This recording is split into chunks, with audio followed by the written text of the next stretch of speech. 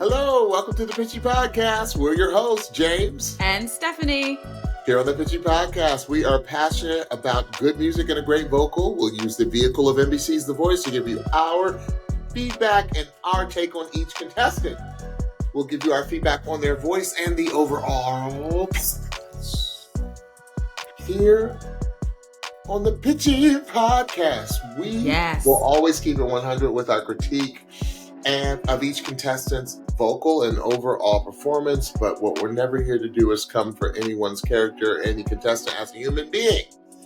Now, we may come off a little pitchy. Yes. If you know what I mean.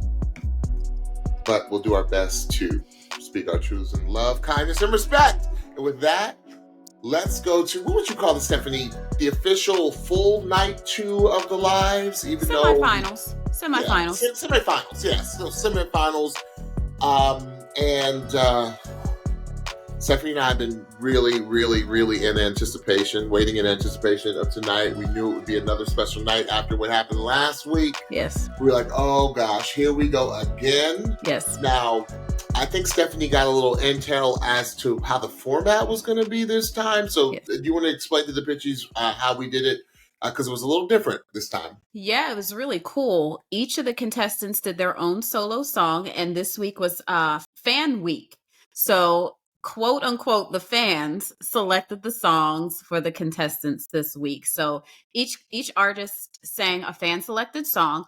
But also, we got a little intel. Now, this was not intel. This was public knowledge. But right. I happened to see it on Bias's Instagram feed first, that they would be doing trio selections, all songs by the artist Taylor Swift. So that is what we got last night. So we had 12 performances in total. And again, they did not disappoint. They never, ever do. Right. This class, this season 24, this class it's just they're in a class by themselves. They sure really are. Because I say this every year, but they just kind of heighten the level of excellence every year. I think that every year that at least that we've been reviewing, I was like, it can't get better. It can't get better than this. And then they come out with another crazy season. That's right. So America, don't do The Voice wrong. That's right. All right, Stephanie. It's so funny as I'm sitting here. Hey, you all know this is about real life. Hey, Kim Cruz, you just went live because your phone just hit me. So sorry we can't jump on, but we want to say hey. Hey, Kim. All right, so let's get right into our first contestant, Ruby Leigh. Ruby started off the show. So what'd she sing? Oh, she sang "Take Me Home, Country Road" by John Denver.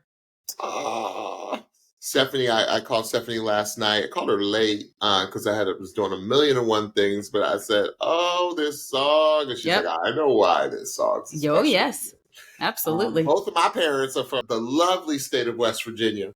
Yes, and so the song, like I said, is very special to me. Before jumping even into the actual performance, Reba McEntire gave a wonderful note to Ruby Leigh about let's throw a yodel, let's throw some yodels in there, let's do, and then she gave an example. Mm-hmm. But Reba, she's like darn near 70 years old, and she's just still slaying. Right. And I also put a note. I said, I really, really, really love Ruby's dad. Oh my God, me too. Just love this man. He's just an awesome dude, and just the adoration he has for his daughter is just second to none. That's right. I said, I got to remember, Ruby Leigh is 16 years old.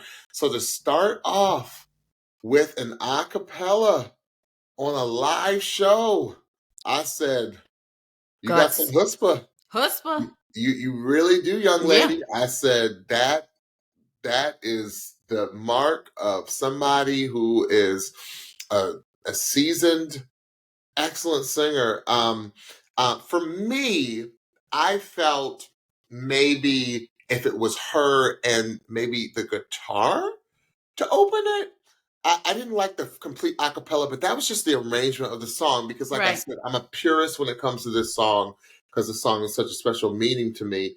Ruby Leigh, what you can do vocally. I think I said this before. I said the effortless transition into your full out chest voice Right. is just insanity. Yeah. To also, and I know I sound like a broken record, but to be so young and just have that mastery of the voice the way that you do, I said, I love this because I said, she looks so natural on stage. She looks so relaxed. Right.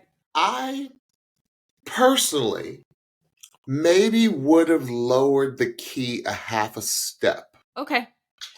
And again, this is just personal preference. It has nothing to do with how Ruby executed. I thought it was done mastery level execution. I love the arrangement of it. Yeah. I love the whole look. I mean, shout out to the stage crew. The whole look. Yes. Some of these looks were a lot, but some of them were like, like stadium Yes. quality Yes. sets, right? Yes. So I love that. I thought she looked great in it. I thought she looked natural. And Ruby Leigh, she's gonna get through because she's just a force to reckon with. Oh yeah. Week in, week out. Yeah. Crazy. Stephanie? Yeah, I love the advice that Reba gave her as well to kind of add some yodels, like you said, change it up just a bit. With a song like this, though, you can't change it up but so much because if we're hearing the song, we want to hear the song. So I thought that, and what I mean by that is that we want to hear the song kind of as is. We don't want to necessarily a karaoke version, but we want it very close to the melodic line of the original, right? So we can kind of sing along and enjoy. I think Ruby did a great job of using that yodel to add a little bit more melodic interest to the song and differentiation to make it her own. When she was doing the line "Where I Belong" in her full voice, that's like that's how high it went, right? That was the upper range of her voice in full voice.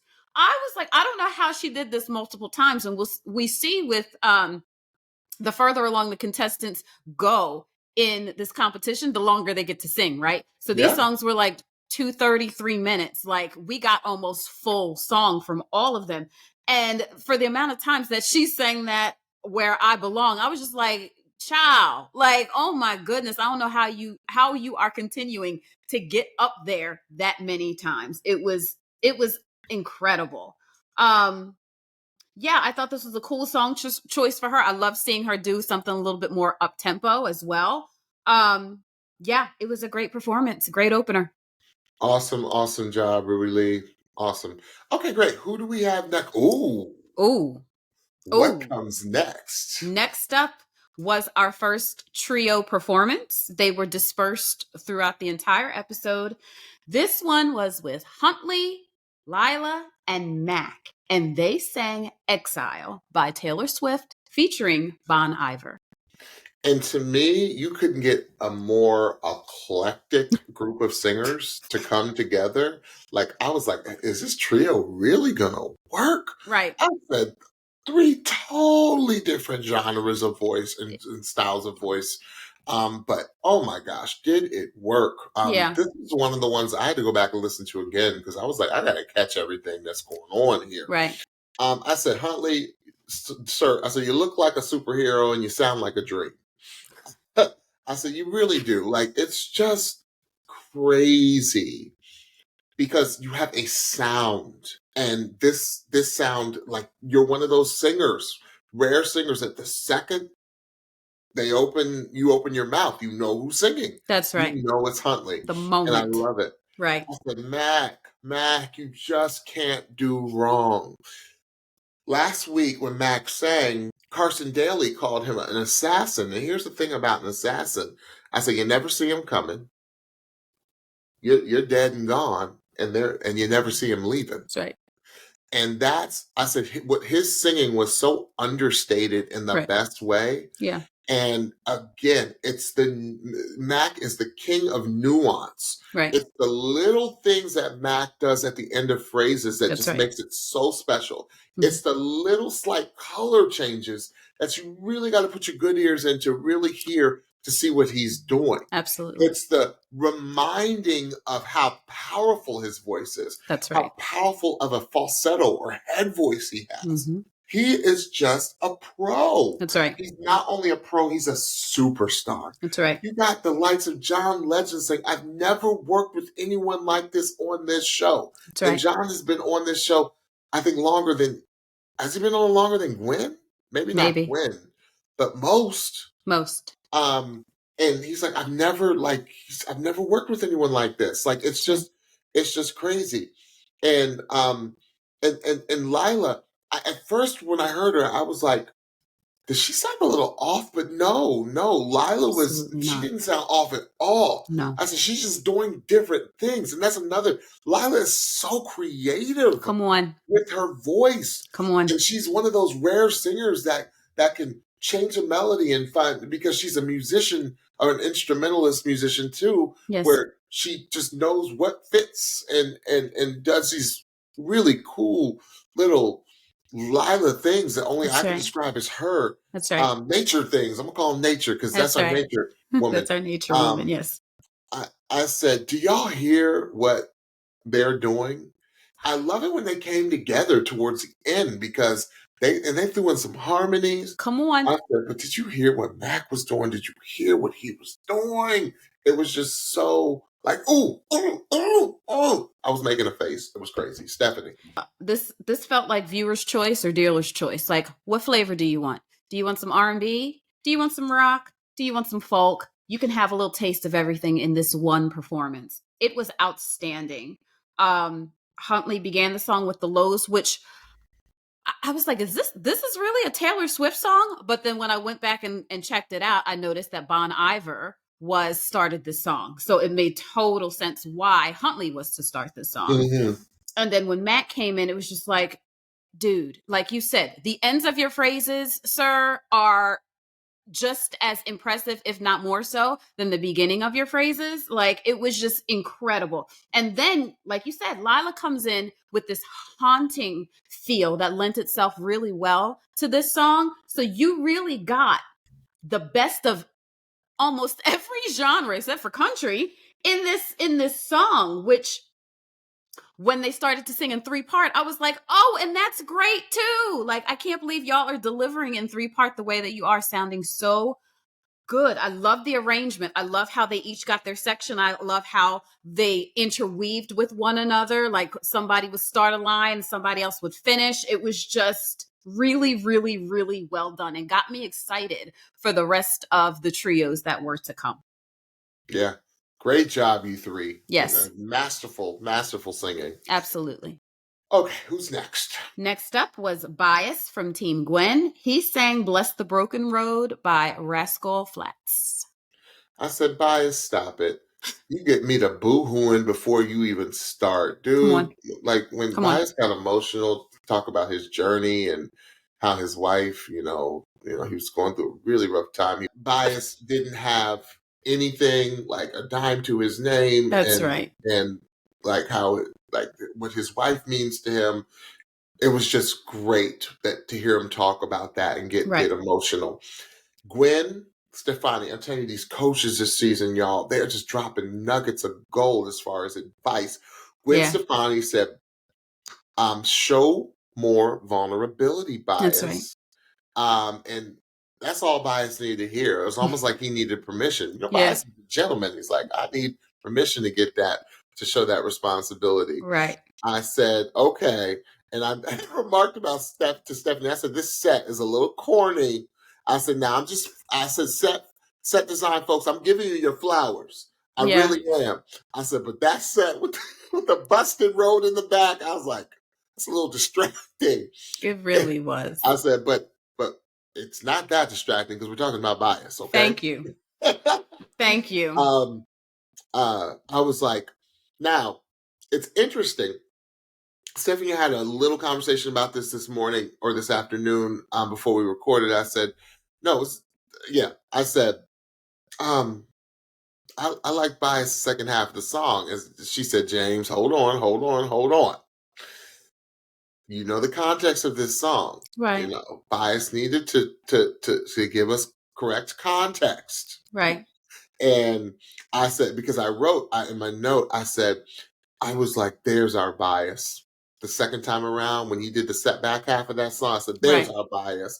And I said, I love that last, this much I know. Like, and then I said, and then he just ran it down. I said, okay, bias is still in the building. Yes. Okay. I said, run it down, sir. I love the soul. I love your soul running. Mm-hmm. I said, you run yes. it. You run it. I said, and it's just with such soul, and it's so appropriate. And you always just give us a taste. Guys, you could run the entire song if you wanted to. Yeah. But you're like, no, you went to the Chris Stapleton School of Singing. That's right. I'm only going to run when it's most effective. That's right. And when it's in the correct context. And it's, and in my opinion, has the most exposure to just put you at an elite level in this competition. And Bias, that was crazy. I love this song. I love your version of this song. I want your record version of this song, because you really had something to say with this song. It was spectacular. Yeah, it really was. I think it was wonderful for Bias to show this side of him, to show the vulnerability, to show that he could, quote unquote, just stand and sing and really deliver doing that, as well as doing the more up-tempo stuff as well. I feel like it's always good with a song as popular as this to, quote unquote, I'm doing a lot of quote unquotes today, sing it straight from jump, right? We don't want too much at the beginning, because people that really know and love this song really want to hear the song. You're exactly right. So I think that it was a very smart choice of him to sing the first verse as straight as he did. What I also found about this song is that it is kind of, as intricate as you might think the song is, it's kind of melodically limiting. So I love how Bias was able, in the back half, second verse and on, to throw those runs and what I like to call colors into the song to make it more his own. It really added some flavor and some more interest to this song that I really, really loved. By the very end, when he did that last run, I literally screamed. I said, I don't even know what I said, but I found myself screaming like, yes! It was so good. It was so tasteful. I loved the arrangement of the song. I loved the acoustic sound of it. I loved the arrangement of the song. I did not love the set. I didn't love it at all. I thought that it was such a contrast to the feel that he was giving to the song and the vulnerability. I felt like it was too on the nose. Like, yeah, it's a broken road, but it looks like it literally, it was way too literal. He looked like he was standing in the midst of a tornado, like a road that just was swept by a tornado. And I was just like, we didn't need to do all that. I would have much rather loved to have seen him just maybe with the band around him and something on the screen, something a little less distracting than that setup. However, I was not distracted by the setup because Bias gave such an incredible performance. Yeah. All eyes were on him, right? Absolutely. Yeah. Awesome.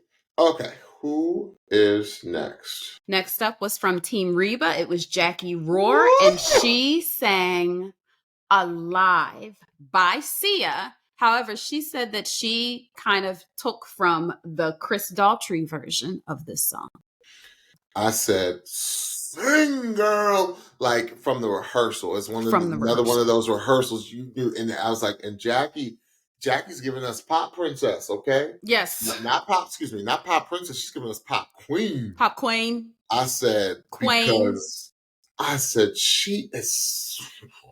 I said, Stephanie, I wrote from the first word. I wrote 2 seconds in.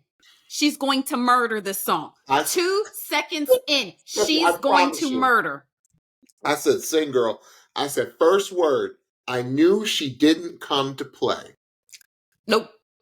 This is all business. Like they say now, Miss Jacquie Roar was standing on business, 10 toes down. She came to win this thing. Absolutely. I said, I love that she can sing any genre of music. I said, well, sis.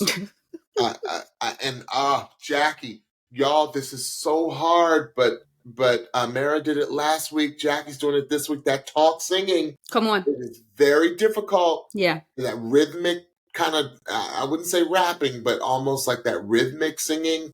Like it's so hard to do. And she just, I was like, she must have 3 lungs. I mean, it's just crazy. I said, listen, you all, listen to Jackie's sense of pitch. Ridiculous. It doesn't matter what Jackie's giving you. No. Y'all, every part of her voice, the pitch is laser focused. Yes.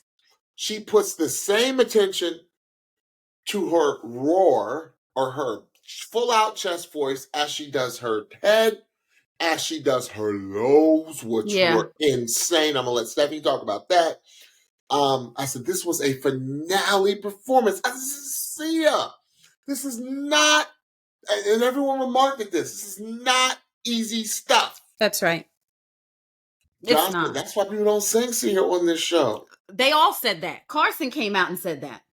I said, how many people have we heard really struggle with songs like Chandelier on this show? Come on. Struggle. Come on. I said, it's just nuts what she can do. I said, listen how there's evenness in every part of her voice. I said, Jack, you have some of the most incredible vocal technique I've ever heard because your voice is so even. It seems like there's no break. I mean, It's just redonkulous. Yeah. Not ridiculous, redonkulous. Yeah. She has to be one of the most incredible blends of giftedness and technique that I think that I've seen on this show. You can't do what she's doing week in and week out without both of those things. It's just impossible. Like, I don't know how she does it. When she was coming down those stairs, which I don't know, it was not these artists' idea. There were 2 women, Jacquie and Jordan, back to back, and maybe that was it, that were using steps as ladies with heels on. I don't know who thought to do that, but I'm like, why y'all making these ladies come down these steps like that? But they both handled it incredibly beautifully. But the portion of the song where Jacquie was coming down the steps was this bridge where she was doing the that you were just speaking of. Right. And I said, I don't know how this woman is executing this song, this portion of the song at such a high level, walking down these steps. It's crazy. So the lows.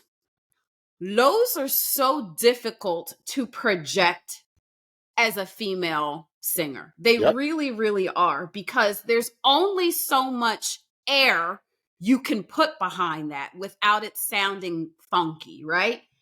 Jackie's were so clear, so solid. It was almost astounding. Like, I was like, I don't know how. I literally, like you said, she got to have 3 lungs. She got to have 3 lungs. There's no way possible that she's like, I don't understand. I really don't. I don't understand how she's not already a star. The fact that Carson Daly came out of his mouth and said, when people sing Sia songs, we panic. He literally said, we panic because it is so difficult to sing a Sia song. Listen to Sia songs, y'all. Okay, and then try to sing them. And let's appreciate really the fact that all of these artists, but since we're talking about Jacquie in particular, sang this thing live. Crazy. This was live singing. I said, my husband, again, we were watching together, passed the mic afterwards to say how, to give our reflection or whatever. And I said, I'm going to cuss. And he was like, all right. And Jacquie, I don't know you, sis, but we know you well enough to know that you will not be offended by what I'm about to say. But what I said was that B sang this thing down. And like I said, I know you won't be offended, Jackie, because you No. know exactly what I'm saying. She sang this thing down. Yeah. It was crazy. It was crazy. Finale performance. It was a finale performance. 1000%. That's the crazy thing. We both heard it from like the jump that it was just going to be. I It said, was going to be murder. Murder. She was kneeling. Did you see her kneeling? I said, okay, ma'am. Yeah. Okay. Can't nobody mess with you. Nobody. Yeah. Crazy. Crazy. Crazy, sis. Crazy. Woo. Okay, who's next? Next up was Jordan Rayner from Team Reba. She sang Old Red by Blake Shelton. Okay. First of all, Jordan looked great. Come on, Jordan. Jordan.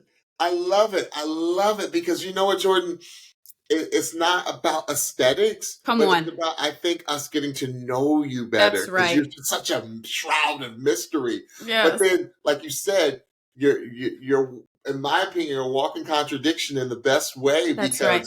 Because you're so like when you're not singing, like you're so jovial, like you're so like telling jokes and I'm just like, wait, she's not this international woman of mystery, right? No, she's like really chill, really chill, funny. That's right. I said it's interesting with the song. I didn't understand this song at first. I was like, what's she singing about? And I'll let Stephanie, because Stephanie had to do some research. I did. I said, the thing about Jordan is she's just so just one of those, you can tell she's just a seasoned performer. You can tell she's been doing this a very long time. Right. Because again, I use this word with Ruby Leigh, but there's just a comfortability about her. And there's a command that she has of not just the stage, but like the band backing her up. Like I feel like everyone's following her. That's right. And it's just so awesome to see. You know, I felt that the set was a little big, if that would make sense. Like I felt she got lost in a little bit. I was like looking for her. I was like, because it was a lot of metal. Like a lot of scaffolding. A lot of scaffolding. Yes. It's just I was like she had to maneuver. Especially with those pan out shots, right? Yeah. I was like, where is she? I can hear her.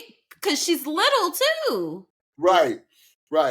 And I felt that the levels, especially during the chorus, I felt that the band was a little hot.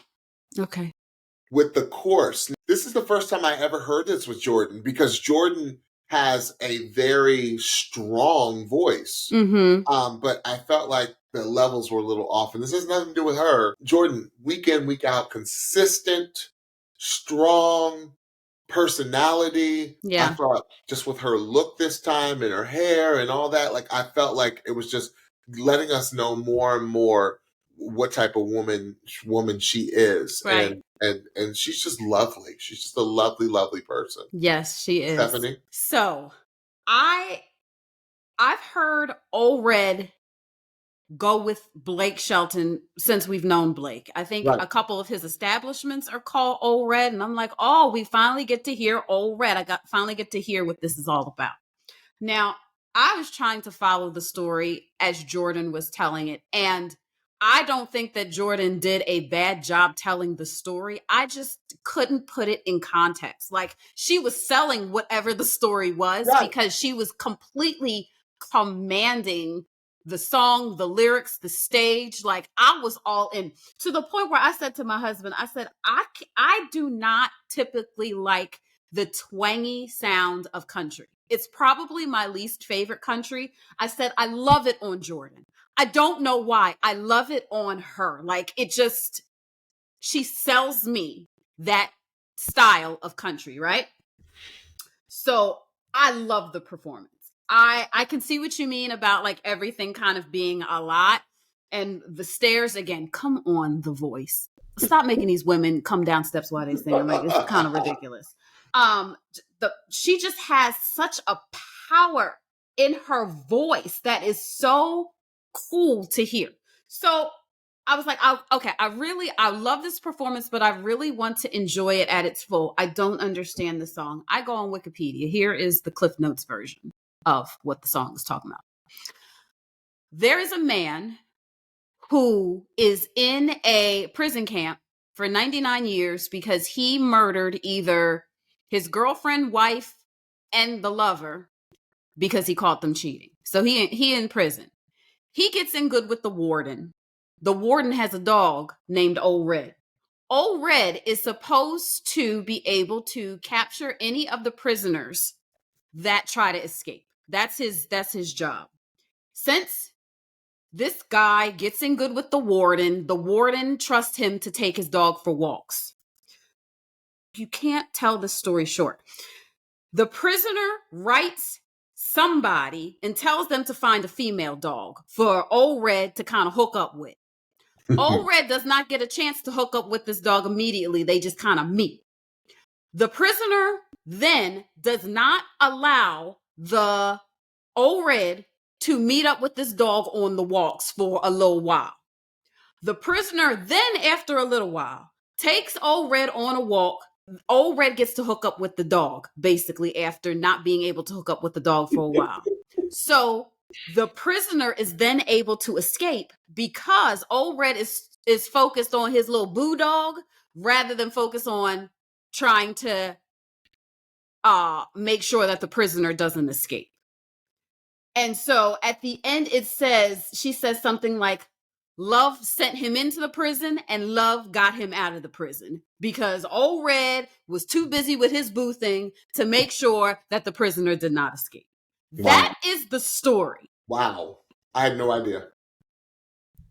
Me neither. Jordan sold this song. To the point where I didn't know what the song was about. And I don't know how you can really tell this. I have to go back and listen to this 3 or 4 times to see how they really tell this whole story, because it is quite a story. But even in not understanding the story, that's how well Jordan sold this song, with her presence and her command of the stage and her voice. I was like, tell the story, sis. I didn't know what the story was, and I was still saying, tell the story, sis. Yes. Well done, Jordan. Yes. Well done. Old Red. Who would have known it's about a dog? About a dog. Okay. Woo! Woo! I got to cool down before we talk about our next performance. Stephanie. This was our second trio. We had Jacquie, Nini, and Mara. And they sang Don't Blame Me by Taylor Swift. I said bananas. Bananas, as Gwen Stefani told us. The shizzle is bananas. I said, let me tell you. I said, I love this arrangement. There we go. That Taylor Swift, when we hear other people do her stuff, it's the brilliance of Taylor Swift. Genius. I said, these three sound incredible together. Absolutely. It's like they're a trio supergroup. That's right. Like En Vogue, Danny Kane. I don't know. I said, they sound incredible. Yes. I said, that was a street fight, and they were all mortally wounded. That's right. Like, nobody got up. Nope. Nobody got up. Nope. Like, the staging where they started out in the crowd, where Mara and Nini started out in the crowd, and they, whip the camera. Yes. Like it's a person. Like, yes. Get out my face. Like, boy, get out my face. Yes. Like, it was just crazy. I said, they won that. I said, they won that. I said, this was the performance. In my opinion, this was the performance of the night. Yeah. Yeah. Oh, my goodness. The crazy thing is individually, that doggone Jacquie Roar, which she was bringing. Ooh. I was like, I said in the previous note, I said, she truly can sing anything. Anything. And not just sing it at the highest level of just perfection. That's right. And Nini, oh my goodness, just the electricity that just emotes from every part of her. That's a great description for her. That's a great Like, description. you can't take your eyes off That's of right. Nini. You That's really right. can't. Yeah. The superstar energy that comes from Yes. it's like Yes. like a literal star. Yeah. Not like figuratively like she's a star. No, she's No. a star. Yes. Like Absolutely. the sun, right? It's Yes. just crazy. And then Mara Justine. You should be ashamed of yourself. Ma'am. Are you kidding me? Are you kidding me? Just It was dirty. insane singing. It was insane singing. I was telling Stephanie this earlier. I said, I've never seen more women in a season who attack every vocal that they give. And for them, the three of these attackers to be paired together. Yes. Don't ever turn them on each other because nobody's walking away. That's right. Yeah. Oh, it was, Lord. It was like, I just saw this. It was like the vocal Charlie's Angels. Like, yeah. Like, whoop. That's right. That's right. I've seen all three of them. Yes, you did. Yes, you did. Oh my gosh, Stephanie. Oh. I don't have nothing. I don't have much else to say. I shouldn't say nothing else. Jacquie, I just said, come on, vocal choices, because it just felt like every line that she said, the way that she delivered it had the most intention behind it. Like, there was no lyric was wasted in what she was saying. Nini, you had the perfect description. It's the energy behind her. It's that electricity. That's perfect. Don't give Mara a mic and think she ain't gonna sing. Don't give Mara a mic and think she is not going to slay. Because that's all she gonna do is slay. And we'll speak more about her in a minute when it comes to her individual performance. But it was a great song choice for them. Like you said, the staging and the arrangement of it was perfection. It was powerful. It was powerful. It was so good. So good. Excellent. Yes. Woo! Okay, who is next? Woo! Next up was from Team Nile. We had Huntley. And he sang Way Down We Go by Khalil. Oh my God. Y'all don't let go of the stranglehold. Like, I can't breathe. Right. I can't breathe. Because it was just hit performance after hit performance. Yeah. Like, I can't get up and walk away. What a perfect song for this young man. Absolutely. Perfect. I said, oh, of course I would sing Way Down We Go. Right. I'm not going to do that full voice because that song I said Nile gave him such good vocal advice throughout I think Nile gives some of the best coaching vocal advice. Like, Nile really knows voices. Like, I'm absolutely. really impressed. Yeah. Nile being so young. I said it's a perfect song for Huntley. I said I love Huntley's lows. Come on. He's given us more lows on this one that I really, really like. I said, come through, rock choir. I said, I need to hear Huntley like singing some Jesus Christ Superstar or Who's Tommy. Like, I need to hear Huntley cover like all like 70s acid rock. I don't know, like just some of the hard, like Bon Jovi he would kill. Like I said before, Huntley's voice is from the 60s all the way up through. Like, he's every genre of rock music voice that's in his throat. Yeah. I loved it. I said, and I loved how what did Huntley do? No, he pulled it back at the end, and he just gave us that gorgeous falsetto. Right. And I said, I love how tenderly he ended it. Yeah. It was very tender. Yeah. It was beautiful. Yeah. Stephanie. This performance for me was all about the aesthetic as much as it was about the vocal. I felt like from his hair being down and swinging to him standing on the destructed speakers to the bro choir, like it was just perfection in every way. The song choice was perfect. He gave us super lows and he gave us super falsetto, which was cool to hear both of those colors to his voice. And he just commanded the stage. Like, it felt very apocalyptic, but in a great way. Like, that's the feel of the song anyway, kind of gloom and doom and kind of heavy. Right.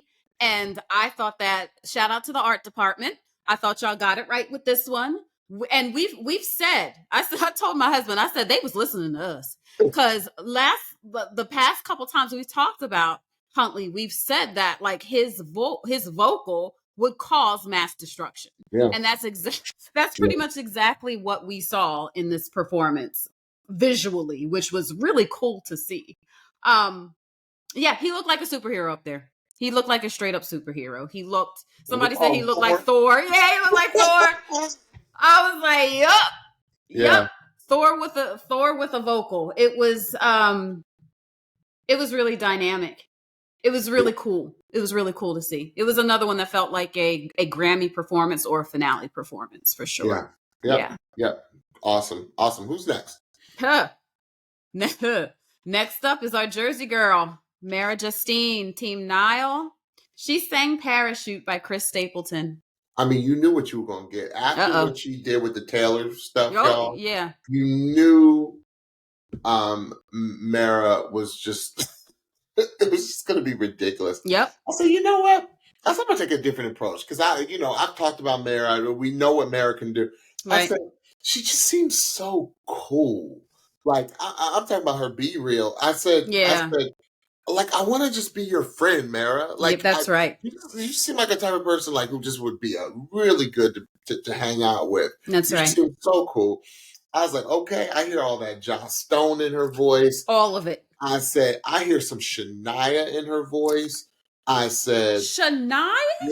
Yeah, I heard some Shania. Like, my word. Yeah, like.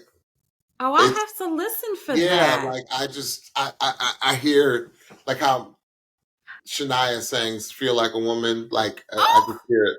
I hear it in her voice. I hear it because maybe it was her singing the Chris Stapleton. I don't know. That little bit of country. Yeah. I said, Mara just owns a stage. Yes, I said, I've never seen anyone so petite work a stage the way she does. She is like I said this. She's like. Now she's not 7 feet tall. She's 10 feet tall. That's right. I said she is the biggest performer of everyone on this show. That's right. I would say Nini and Jacquie are very close, but Mara, like, you just can't, like, she just has this magnetic pull, and you just can't take your eyes off of her. That's right. Because she's giving you insane vocal, and she's giving you 100%. Like, she leaves it all on the stage. Right. She, to me, is one of the front runners. If Mara better make it through tonight, because it's just insanity. You led right up to what I was going to say at the end, but I'll say it now. Y'all don't want to see her in the instant saves. Okay? You do not want to see Mara Justine in the instant saves, because she is going to murder. You think she's performing now? You don't want to see her in the instant saves, but I can't, like, 1% of me wants to see it just to see what she's going to do, because you know that she's going to slay. Like, she's going to absolutely murder. But I don't want to see her in that position. Mara turns into a different person on that stage. She very much does what Beyonce does. She has a Sasha Fierce. And it's fully unleashed when she gets on that stage, and it is the coolest thing to see. Just like John said, some of the vocals that she was delivering, I was like, you got that? I ain't know you had that. Where did that note come from? Where did that power come from? Where did that note and that power together come from? Like, I was just like, you can literally sing anything, ma'am. The ends of her phrases are some of my favorites, because she just has the way soul singers end their phrases is what Mara does at the ends of her phrases. And I love it to the core of me. It's my favorite thing. She is 1000% at home on that stage. She sang her literal behind off. Like, the way that she was moving on that stage. I was waiting. I told my husband, I said, for the amount of performing that she was doing, I was waiting for there to be a pitch issue. I was waiting for it. Yeah, there you was always not. wait for it. Like with I her was waiting. I was like, there is no. Jackie. I'm like, where there's no way y'all y'all. Hear that you're immortal.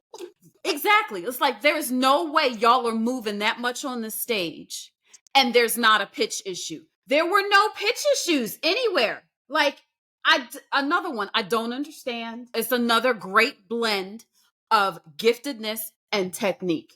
And it was insane to see. Like the amount of control that she has over her voice, like, is insane. And can we also give it up for the drummer at the beginning? Oh my God. Twirling his stick. He was ready. He was like, I said, this is going to be crazy. I said, oh, it's going to be good. It's going to be good. Y'all because make that drummer happy. If he twirling already and she ain't saying a note, he knows what's coming. Like, you know, they've been in rehearsals. He knew what was coming. Oh, yeah. And it was absolutely insane. Go ahead, Mara. Go ahead, girl. I'm going to blow your mind. Because something just popped in my head. And I said, I never thought I'd say this about another singer because it was one of the greatest performances I've ever seen on a show of somebody. And this person didn't go far. But imagine Mara or Jacquie Roar singing Paris Ooh La La. I was like, I knew you. I said, Stephanie's going to love. Imagine them singing Paris Ooh La La. Like with both of their stage presence that they have, they and tear their the vocals. yo, destruction again. Like I don't think we'd have to go back and watch it because Stephanie and I would pass out and be like, we'd wake up, we'd come to and be like, oh, that would be good. That would be real good. That would be real good. Yes, y'all absolutely. Go back and watch Paris Ooh La La. Like imagine Mara stomping that stage singing. That she would stomp the stage literally. Absolutely. Jackie just hollering on that song. Yes. Oh, that's so good. That's so good. Yeah. That's a finale performance, y'all. Yes, 1000%. Woo. Okay. So we have our final trio of the night, which was? Yes, it was Bias, Jordan, and Ruby Leigh, and they sang. I was like, they gonna give me Country Taylor. Like these three, they gonna give me Country Taylor, and they did. They did mean. They did mean. I said they sound so good. Oh, so good. Absolutely. I didn't know. I knew Ruby Leigh and I knew Jordan I knew it was going to be like vocally magical, but I was like, well, how is Bias going to fit into this? But it was just, when they were singing together, the harmonies. Yes. I thought harmonies are tight. Yes. I love them most when they are singing together. I said, let me tell y'all something. Miss Ruby Leigh is holding this song down. She was, absolutely. I said, she was holding it down. And let me tell you something, Miss Jordan. Like, the way you were playing that banjo, girl. Come on. I was like, yo, I caught the thrashing that you did the previous week, right? Right. But like you are a truly skilled guitar, banjo, ukulele. I'm sure you play it all, sis. Yes. You are a truly skilled player. Absolutely. And to have that incredible skills and that incredible of a vocal, yes, it's rare and absolutely it's very impressive. Yes. I said, what is it about that doggone Bias that I just love? I said, I figured it out, Stephanie. I said, Bias, look how he just makes everyone on stage. He just has his presence. He just makes them all feel comfortable. He's the glue. He was the glue. The glue. He was the glue. Like the way Bias was interacting with both of them. Mm-hmm. And he's just so personable. And as Gwen said last week, one of the realest people, one of the most authentic people I know. That's right. And it was just, Bias just makes everyone just breathe a little easier. That's right. I love the connection that he brought Yes. between the three of them. Yes. It was like, to me, I didn't really see much connection between Ruby Leigh and Jordan, but I felt like there was connection because Bias was that glue. That's right. That meshed or molded them together. That's Stephanie? right. That's right. Well, the first thing I was like, come on, Jordan, with that banjo. Yes. Yes. Play the banjo, ma'am. Next, I was like, come on, Bias, because he just felt like a leader. Like, obviously he was in the middle because he was the only guy, but it just, like you were just talking about, it just felt like he was the glue. And I love what he brought to the song, because this is not a song most dudes would sing, to be honest, right? But I love the energy that he put towards the song.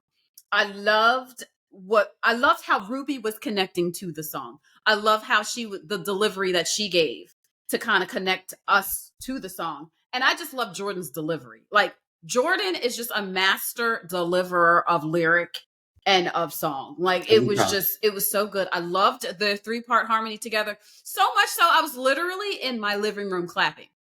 When the music broke down and Jordan was like, I was clapping along with them because that's how enjoyable the song was. So it was a phenomenal performance. Loved it. All right. I gotta take a moment. Because again, before we talk about this next performance, Mac Royals, I don't even know what to say. Like, you need no introduction. That's right. You need no introduction. Stephanie, I'll let you introduce it because a lot of people may not know what this was. Yeah, from Team Legend, Mac Royal sang Love TKO by the Teddy Pendergrass. All right. So to give y'all a little feedback, Teddy Pendergrass was probably on his way to being one of the biggest, not just soul singers, like male superstars, right, out of the 70s. Teddy was like, Teddy was, throw your undergarments. Like, he was the usher of his day. That's the best way I can describe who he was. The voice was undeniable. Teddy, his looks were undeniable. Right. This man had everything going for him. Was at the top of the world when tragedy struck, where he got into a car accident and became paraplegic. Mm-hmm. It was a paraplegic or quadriplegic. I think it was paraplegic. He broke his back, his vertebrae, and was wheelchair bound because he could not walk the rest of his life, and his voice unfortunately suffered from it too. And so Teddy sang again, but he never appeared, and he was also very tall and just a superstar. Yeah. So, and one of my favorite artists of like all times. So when I heard the song, because they kind of kept it quiet at first, like John and Mac were just talking. Yeah. And then doom doom doom doom doom doom doom, and they put up the little cue card what it was. Doo doo doo doo. Yep. I couldn't breathe. I was like, Mac Royals is going to. He's gonna this song doesn't have a chance, and you don't sing Teddy P. That's right. This is the If You Don't Know Me By Now, Teddy P. Right. This is oh gosh. Yeah, you got to check out early Teddy Pendergrass. It's all over YouTube. It's just crazy. Right. I said he doesn't miss with these song selections. Mac Royals, whoever's picking these songs, and Stephanie and I are a little suspect. We're like, did the fans really pick Love TKO? Or Mr. Legend, was that you? I mean, he can be considered a fan. Yes. Because let me tell you, John, if y'all go back and watch the Be Real, John was sagging his face off when he was giving an example of what he needed, or not needed, what he wanted. Right. A different approach. Right. Because this song can be very even. This song is not known so much for its power and prowess as Teddy Pendergrass was a power and prowess type of singer. Right. This song was known more for its just smooth seduction. That's the only best way I can describe it. Kind of Right. like Untitled, How Does It Feel? Right. This song is a smooth seduction of a song, Mm-hmm. and which is right up Mac Royal's alley, right? Right. But Right. Mac also showed us that he is versatile, that he can sing I Can't Make You Love Me and Break Our Hearts, right? Right. I said, I can't tonight, y'all. I was, of course, cussing and fussing again. I said, I had to keep pausing. You couldn't get through it. Pause. I called Stephanie. She couldn't talk because she was finishing up the show.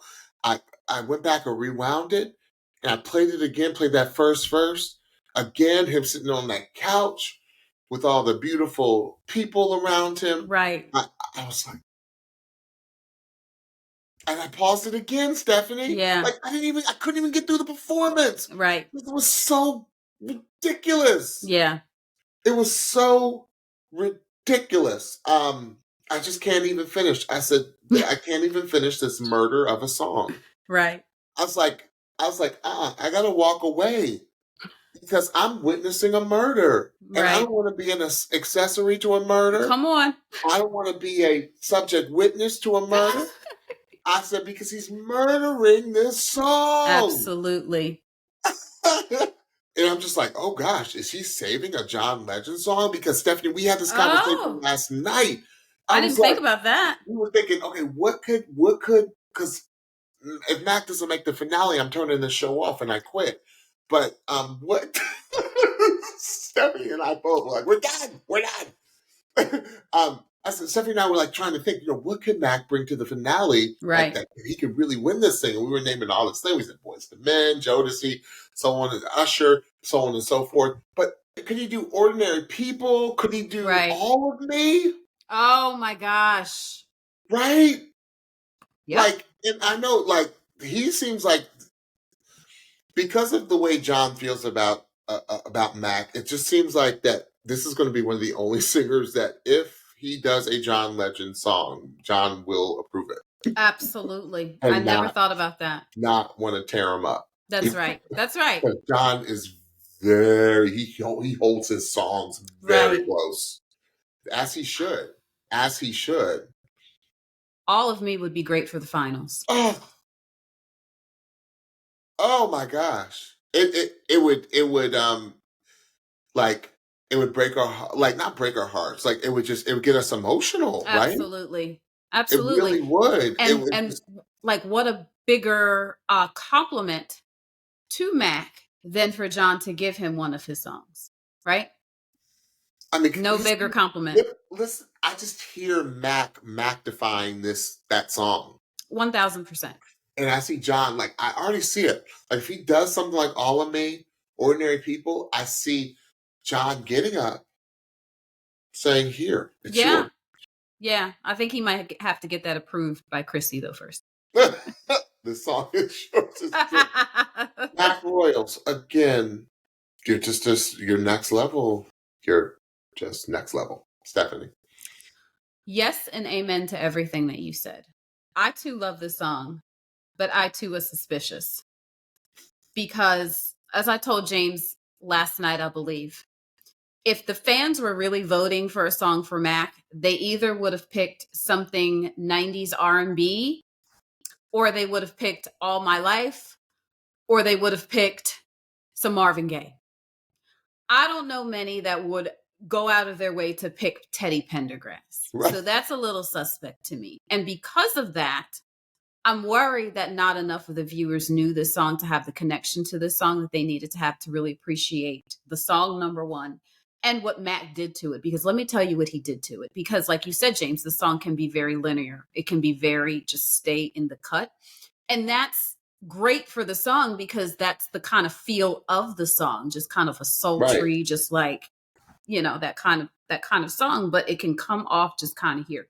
So what Mac did that was brilliant, which was advice that John gave him, was to put some dynamics into the song. Give us some highs, give us some lows, give us some grit, and then bring it back. So it gave the song a little bit more interest, maybe, than what the song originally has, if you do not have an appreciation for the song, because everything is context, right? If you don't know the song, then you might not appreciate what these artists are doing to it if it's your first listen to it, right? So I thought he just did an incredible job. He has so much swag, and I love how Mac has stayed true. Mac is Mac no matter what song he is singing, and he delivers and he gives the same energy for every song that he's singing, whether it's Teddy Pendergrass or whether it's Taylor Swift. Like, he's giving the same energy towards any of these songs. And like, just the runs that he does at the ends of his lines, that's what I wait to hear from Mac. I want to hear what he's going to do at the end of the line, because it's always going to run off in this incredible yet subtle way that I really hope people can appreciate what he's doing at the ends of his phrases, because it's really dynamic. I was like, come on, horns. Come on, horns. Come on, horn section. I loved it, especially for this song. I did feel like the production was a hair too much. Just a hair. Like, I don't know that I needed the lady to bring out his mic stand. Though. The couch was I smooth. love the couch. And I know you love the couch. No, I love the couch. And I was astounded by his singing on the couch. And I love that the BGVs came and eventually sat on the couch. I just don't know if I needed some of the additional people. That's just me. I understand that it was a club and I get it. Right. I think the BGVs could have handled that well enough. However, I just thought it was an incredible performance. Again, it's what we expect, and he delivered. So, who's next? Next up was Nini Iris. She sang No Time to Die by Billie Eilish from Team Nile. Didn't Billie and Phineas win the Oscar for this song? I think so. I think they did. But I think so. I think they did. Don't quote us on it. Yeah. But, woo! Okay, so first of all, this is one of my favorite Billie Eilish songs. This is the song that when it came out, I just put it on repeat. Right. Like, and I would always, it's so funny because I think you could do it. Think about it. You could do a mashup of No Time to Die and Adele's Bond. Oh, yeah, 1000%. Absolutely. Absolutely. Hold your breath and count to 10. Yes. You could do Skyfall. Skyfall, yes. I was singing the song in my head. Yes. No Time, you could do a crazy mashup of Skyfall and No Time to Die. Absolutely. Now Nini, I knew, here's the thing about Nini. You know it's going to be one of the best performances of the night. Nini will always deliver. So I got to go next level up with Nini because I just have that high expectation of her. Right. Because she has one of the most ridiculous voices on the show. Yeah. She has a voice that is ready to drop 5 albums. Right. 5 best-selling albums. I said, and this is just a personal touch, I wanted the beginning of it to start a little breathier. Okay. Maybe it's because I'm just so used to hearing Billie sing it like she has vocal damage. You know how Billie does it, right? Right. It's just so Billie Eilish. But I love what Nini was doing because she was being Nini. Yeah. And that's the thing. Nini's another one of those voices like Huntley. Second she opens her mouth, you know who's singing. That's right. I said I loved what she did on the chorus. Whew, I said, but the back half of this song was spectacular. It really was. For me, I said, she is such a larger than life singer. It's that energy. Is. Yes. And as Stephanie always says, I need to see it through your fingertips, and through your toes. Every ounce of your body, from the crown of your head to the balls of your feet. That's right. I need to see that you are this performer and singer and musician and artist. And that is Nini. Yes. She looked sensational. Yes, she did. The staging was magnificent. Come on, Chandelier. They saved that from Kim's season. They saved that chandelier from Kim's season. Chandelier for someone like Nini. It looked like the Oscars. It really did. Yes, she was singing at the highest echelon of performances. That's And right. she delivered at the highest echelon of performance. That was crazy. Stephanie? Now, you'll have to help me remember, but I believe it was Nini last week. And we said, I know that I wrote down epic, that her performance of Love Song last week was epic. And I know that the staging was her up on a platform. And I believe that we said that it was epic and it looked like it was giving Bond song. Did we not say that? That's exactly what you said. I forgot. Oh my goodness. That's crazy. I said they're listening.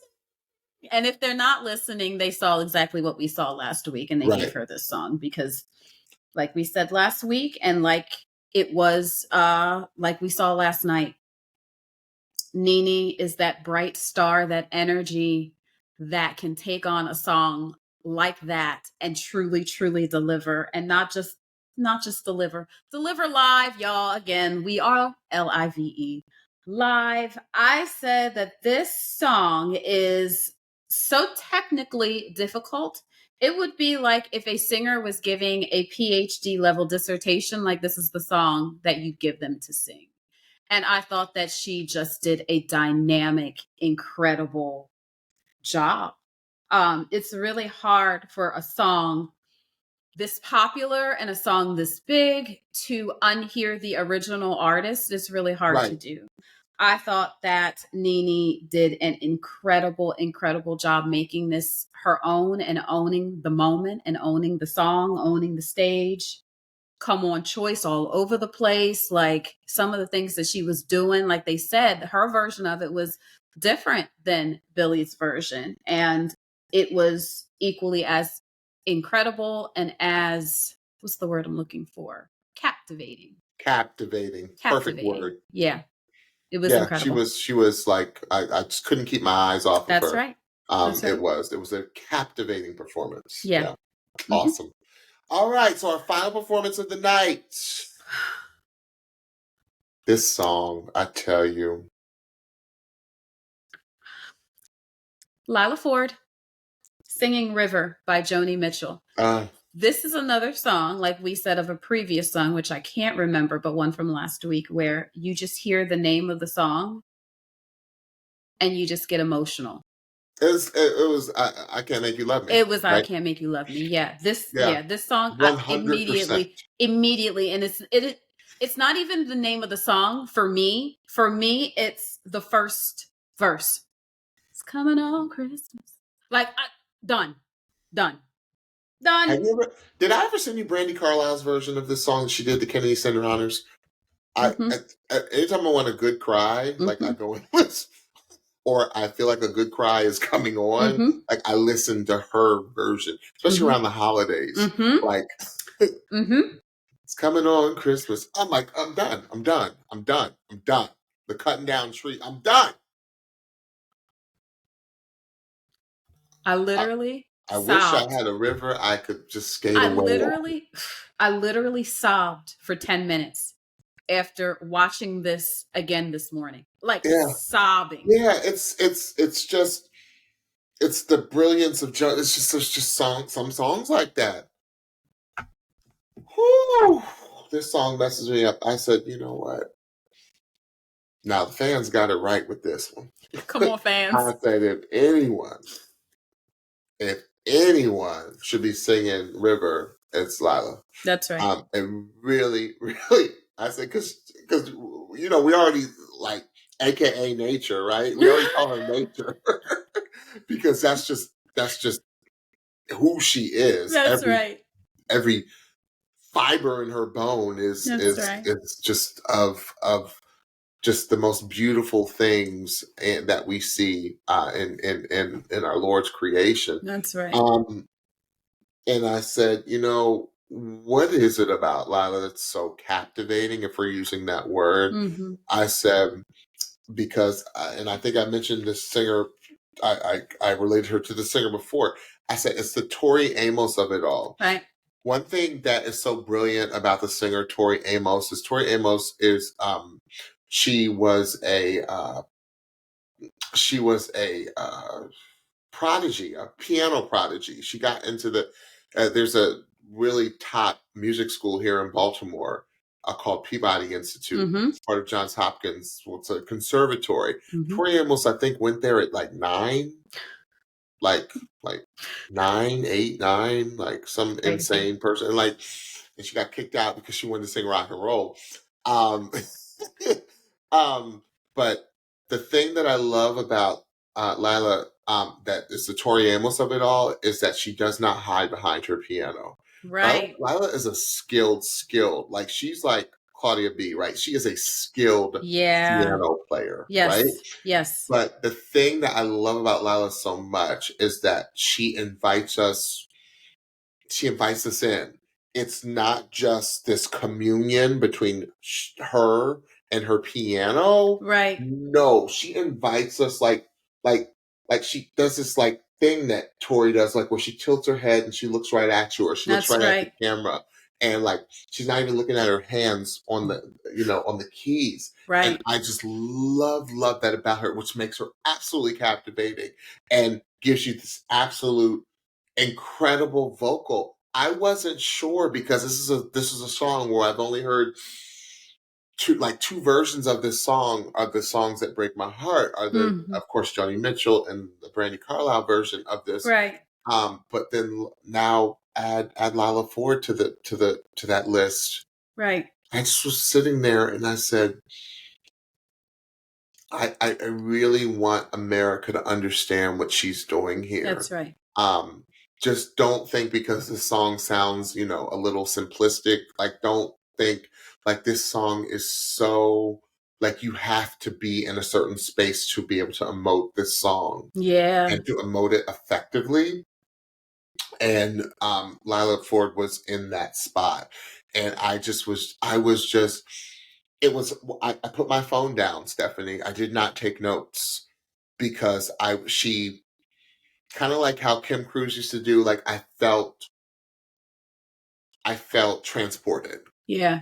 Right? I felt like I was witnessing and seeing everything that she was singing about. Yeah. If you listen to the lyrics, the song breaks your heart. It really does. Yeah. Stephanie. Yeah.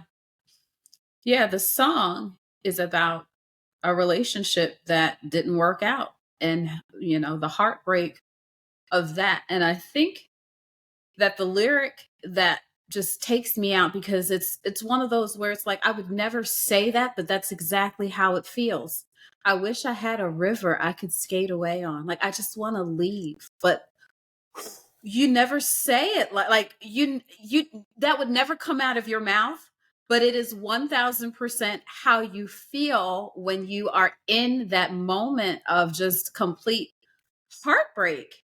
Rivers just keep going. You don't like, and rivers don't come back. Oh, gosh. Stephanie, why you take me there today? But the thing that is interesting and really beautiful I came prepared this time. with Lila's voice is that Lila's voice is peace. Okay?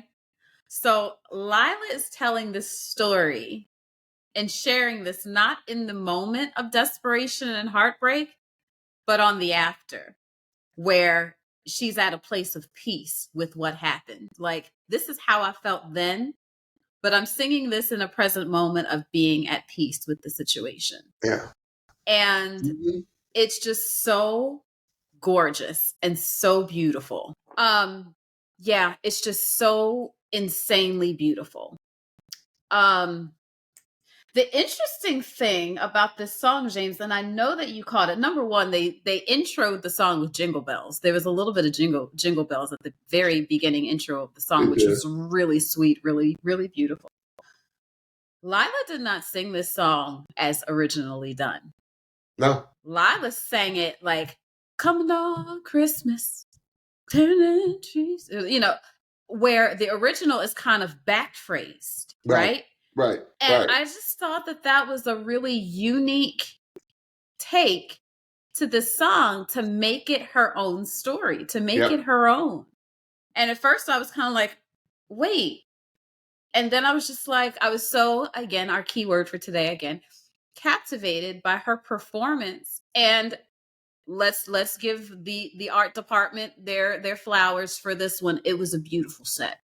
It was. And I was, before she sang, because last week I told you all, I'm really into the production of this show because this is a TV show. So I'm really interested in the production of it all. And I was very interested in the fact that Lila was last.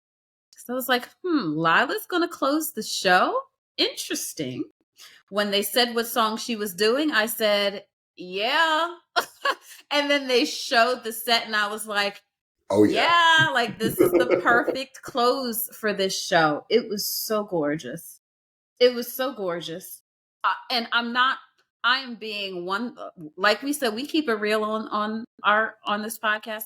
I literally sobbed for 10 minutes this morning after I saw this performance because it was it's the song. I know it's the song, but it was also Lila's delivery of it as well. It just really hit for me today. You're killing me, Joni. You're killing me. Woo! Woo, what a night, Stephanie. What a night. What a night. This does not, again, disappoint. We were still like running off the highs of last week. Right. Just continued. Right. I was like, is it ever going to come down? And then I believe next week is the finale. Yes. So that's crazy. So how many are going to, do we know how many are going to get cut tonight? 4 will be sent in, right? Right. And then 4 will sing for their lives. 5 will sing for their lives. And then Something 1 will be sent through. I think that's how it works. I know there's going to be another instant save. Who's going to go? James, who is going to go? At this, like, we thought last week it was going to be like, who is going to go? Who is going to go this week? Who's not going to make it into the top 5? Nobody. This is insane. Nobody. They're gonna have to change the format or something. They're gonna have to change it up again because to see any of these artists go is gonna be like, are you kidding me? Are you kidding me? So. All right. Well, I'll see you tonight. Oh my God. Or tomorrow on the flip side. Oh my God. I'm here for these instant saves. Yes. They're gonna be singing for supper tonight. Oh, they sure are. They sure are. Supper. Yes, absolutely. Absolutely. All right, Stephanie. Well, thank you so much. What another wonderful evening. And tell the Pitchies what they need to hear. So don't forget to follow and subscribe to the Pitchy Podcast on your favorite podcast platform so you can be the first to know when we drop a new episode. Also, check us out on YouTube. Please search for The Pitchy Podcast and hit that subscribe button so you know when we drop a new video. And last, do not forget to follow us on Instagram at The Pitchy Podcast for new episode alerts, episode clips, and so much more. All right. Well, we'll see you all tomorrow for another episode of Elimination. We'll see when the dust clears. Yes. Who's taking us to the finale. Bye, everyone. Bye-bye.